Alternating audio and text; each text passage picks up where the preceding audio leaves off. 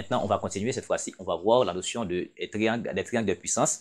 Maintenant, les triangles, le triangle des puissances, ce sera quoi? Ici, comme ça. OK, et puis comme ça. Ou bien, je peux le faire comme ça. OK. Ça, et puis ça. D'accord? Voici comme on veut. Donc ici, ce sera phi. On va avoir P ici. On va avoir Q. On va avoir S. D'accord? P et Q, S. Et puis phi est là. D'accord? Et phi est là. Donc maintenant, c'est quoi P? P s'appelle puissance moyenne ou active. D'accord? Et puis Q, c'est la puissance réactive. D'accord? Ici c'est en watts. D'accord? Ici, c'est en vol ampère réactif. Et ensuite, S, c'est puissance apparente. Puissance apparente. OK?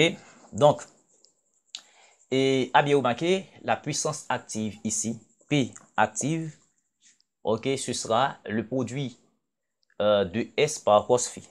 S par cos phi. OK? Q, ce sera le produit de S par sin phi. OK? Donc, et vous remarquez, si je prends P au carré, ce sera P au carré plus Q au carré, ce sera S carré et cos carré phi plus S carré sin carré phi. Donc, ce qui fait que P carré plus Q carré égale à S carré. Mais c'est cos carré plus carré égale à 1. Donc, S sera radical de P carré plus Q carré. D'accord? Voici donc les choses. Eh bien, normalement, la puissance active, c'est ça qu'on avait préalablement défini. La puissance active, c'est et P, on avait défini, c'était UE, IE, cos phi. Donc, à bien remarquer ici, S, ce sera UE, IE. D'accord? Et c'est ça qui fait le vol ampère. Ce sera, ici, ce sera volt ampère. OK? Eh bien, la puissance Q, Q, ce sera en UE, IE, sin phi. Et normalement, S sera, je dirais, S, ce sera, ici, ce sera UE, IE. Ou bien, vous faites ça au carré, d'accord, P carré plus U carré, d'accord, que carré ici, vous allez trouver UE, IE ici. D'accord, pour ce que vous allez simplement remplacer P par sa valeur, Q par sa valeur, vous mettez au carré, vous allez factoriser par IE, voilà, et puis finalement, vous allez avoir cos carré phi, sin carré phi égale à 1, donc ça va faire UE. Voilà. Maintenant, pour les trois puissances, vous allez voir qu'est-ce qui se passe. D'accord? Je prends les triangles maintenant, le triangle des puissances. Maintenant, qu'est-ce qui se passe? Nous allons voir le cas pour une résistance. Pour une résistance, nous allons voir le comportement d'une résistance vis-à-vis de ces trois puissances. Vous savez que pour une résistance, l'angle phi était égal à 0 parce que la tension et l'intensité étaient en phase. Donc, quand phi était égal à 0, ça veut dire cos phi égale à 1. D'accord? Cos phi égale à 1. Je mets cos phi ici. Donc, cos phi égale à 1. Ensuite, qu'est-ce qui se passe? En Z égale à R. OK? Eh bien, si nous prenons par exemple pour la puissance active est égale à UE cos phi. Eh bien, puisque cos phi égale à 1, donc la puissance sera en UE, IE. Donc, cette puissance est égale aussi, comme on l'avait précisé précédemment, ce sera R, IE et carré. d'accord, qui est égal aussi à UE carré sur R. Donc, si vous n'avez pas regardé la première vidéo, je vous invite à revoir, d'accord, vous comprendre. Donc, ces trois puissances sont équivalentes. Ce qui voudrait dire que une résistance consomme de l'énergie de la puissance active. De la puissance active, parce que, vous voyez, l'expression, ça ne s'annule pas. Maintenant, qu'en est-il pour un condensateur? Un condensateur face à la puissance active. Et pour un condensateur, qu'est-ce qui se passe?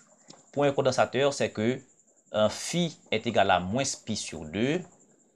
Je dirais phi égale à moins pi sur 2, ça veut dire cos phi est égal à 0. Et pour le condensateur, c'est que Z, l'impédance, était égale à 1 sur C oméga. D'accord? Et donc, cela voudrait dire que pour la puissance active, à bien remarquer, qui est égale à UE, IE cos phi, étant donné que vous remarquez ici, et cos phi est égal à 0, parce que normalement, il faut comprendre ça. Ici, on est là. On a pi sur 2 ici et moins pi sur 2 ici. D'accord? Donc, on met 3 pi sur 2, comme vous voulez, 3 pi sur 2. Donc, ça, c'est pareil. Donc, cos moins pi sur 2, c'est cos pi sur 2. Donc, ça fait 0. Donc, automatiquement, dans un condensateur ne consomme pas de puissance active. Ça, c'est évident parce que cos phi est égal à 0. Donc, toute la puissance s'annule dans un condensateur. Donc, si un condensateur absorbe de l'énergie pendant une demi-période, et pendant l'autre demi-période, le condensateur va restituer cette énergie-là. Donc, le condensateur ne consomme aucune énergie active. D'accord? Eh bien, qu'est-ce qu'il faut remarquer? Est-ce qu'il y a d'autres expressions? Non. Bon, je laisse tomber.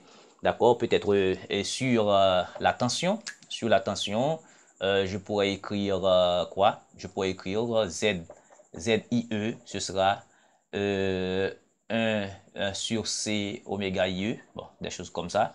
Ça veut dire, ici, ce sera UE, d'accord? Donc, IE ici, ce sera, et pour un condensateur, le courant dans un condensateur, ce sera C oméga IE, d'accord? En valeur efficace. D'accord? En valeur efficace. Qu'est-ce qu'il faut encore? Je ne sais pas. Bon. OK? Bon. Et maintenant, qu'en est-il pour une bobine? D'accord? Pour une bobine dont la résistance est nulle, par exemple, une bobine, c'est ça qu'on appelle un self pur ou bien une inductance pure. Et bien dans une bobine, qu'est-ce qu'il y a? C'est que et pour la puissance active, et dans une bobine, c'est que phi est égal à pi sur 2 et cos phi est égal à 0. Et bien, et puis Z égale à L oméga. D'accord? Eh bien, tout ceci nous montre que, puisque UE, IE, cos phi, c'est la puissance active, donc cos phi est égal à 0, donc une bobine ne consomme aucune énergie et aucune puissance active. D'accord? Donc, ça veut dire P est égal à 0. Donc, en fait, pour l'impédance, ce sera ZIE qui fait UE, ce sera L oméga IE. Donc, si nous prenons IE, ce sera UE sur L oméga. Bon, c'est ça simplement. Maintenant, qu'en est-il du comportement de ces dipôles vis-à-vis de la puissance réactive? Donc, vis-à-vis de la puissance réactive, qu'est-ce qui va se passer? D'accord? La puissance réactive, ce sera Q. Ce sera UE, IE, sin phi. Maintenant, pour la résistance, encore, et phi est égal à 0. Maintenant, attention, alors, il faut préciser, phi égale à 0 pour la résistance, ça veut dire cos phi est égal à, non, maintenant c'est sin phi.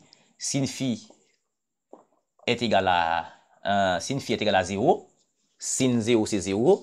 Donc, ça veut dire, une résistance ne consomme aucune puissance réactive parce que ça va s'annuler.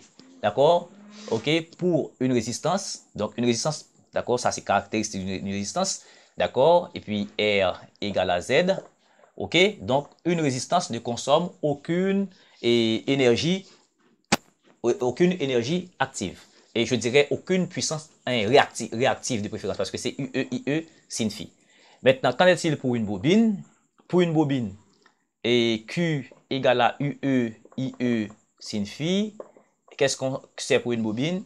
C'est que phi est égal à pi 1 sur 2, d'accord? Cos phi et sin phi est égal à 1, d'accord? Et puis pour une bobine, Z égale à L oméga. Eh bien, normalement, puisque phi égale à pi sur 2, sin phi égale à 1, eh bien, Q ce sera UE, IE. Donc, une bobine consomme de la puissance réactive. Pour un condensateur, Q encore UE, IE, sin phi. Donc, la même chose. Pour un condensateur, phi est égal à moins pi sur 2. Donc, sin phi est égal à moins 1. Dans ce cas, Q, ce sera moins UE, IE. Maintenant, on a une puissance négative. Donc, ça veut dire ça a une explication. Maintenant, c'est-à-dire un condensateur reçoit ou bien cède de l'énergie réactive, d'accord, l'un ou l'autre, d'accord. Donc, il y a cette possibilité. En troisième lieu, et pour la puissance apparente. Pour la puissance apparente, quels sont donc les comportements de ces différents dipôles? Maintenant, pour la puissance apparente, et selon le triangle des puissances, S c'était radical de P carré plus Q carré. D'accord? On a démontré. Eh bien, justement, pour une résistance, on a dit que pour une résistance, et pour une résistance, qu'est-ce qui se passe? C'est que phi, pour une résistance, et une résistance ne consomme pas de l'énergie réactive, donc normalement S est égal à S égale à P, puisque car Q égale à 0 dans une résistance. D'accord? Donc pour une résistance, la puissance réactive, ce sera 0. Donc on aura le radical de P carré, ce sera S, ce sera P. D'accord? La puissance apparente, ce sera la puissance active. Et pour une bobine, d'accord? Pour une bobine, et qu'est-ce qui se passe? Donc on sait que une bobine consomme, d'accord? Une bobine consomme de l'énergie active, et une bobine non consomme de l'énergie. C'était quoi pour une bobine? C'était pour une bobine phi est égal à pi sur 2, d'accord? Phi est égal à pi sur 2, et cos phi est égal à 1, d'accord? Et sin phi est égal à 0. Eh bien, je dirais une bobine. Oui, parce que dans la puissance réactive, disons mieux, qu'est-ce que je voudrais dire? Et permettez-moi un instant, justement un instant. Ok, maintenant, pour une bobine consomme, d'accord, de la puissance réactive, d'accord, mais pas de puissance active. Eh bien, cela veut dire S, ce sera Q. D'accord? Et pour un condensateur,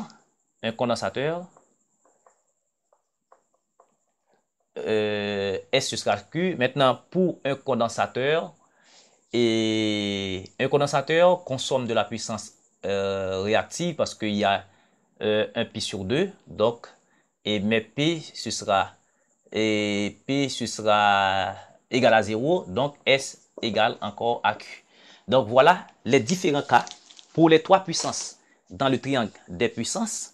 D'accord? On vient de voir la résistance, le condensateur et la bobine.